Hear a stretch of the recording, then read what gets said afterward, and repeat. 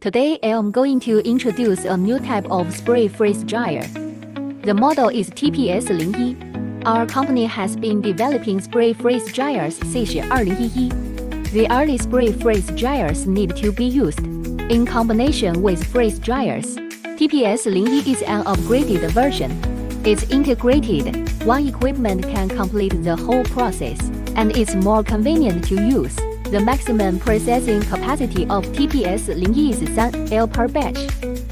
We use liquid nitrogen for cooling, and its lowest temperature can reach -100 degrees.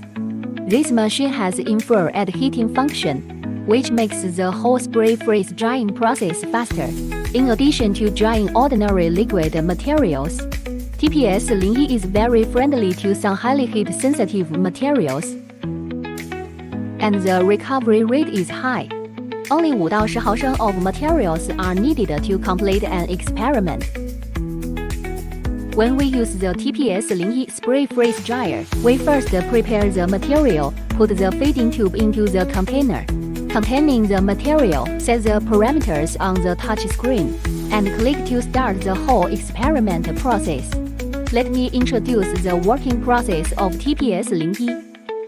First, we put the feed pipe into the material bucket, and the liquid material enters through the pump and is foamed into small droplets at the spray head.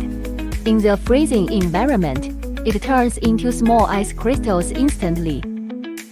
And after the small ice crystals are sublimated in the drying room, we can collect the powder.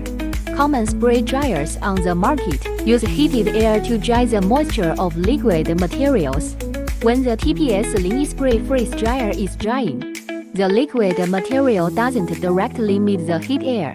After the material is atomized, it first turns into small ice crystals in a frozen environment, and the small ice crystals sublimate, and then obtain powder particles. If you are interested in TPS-01, please contact us for more information.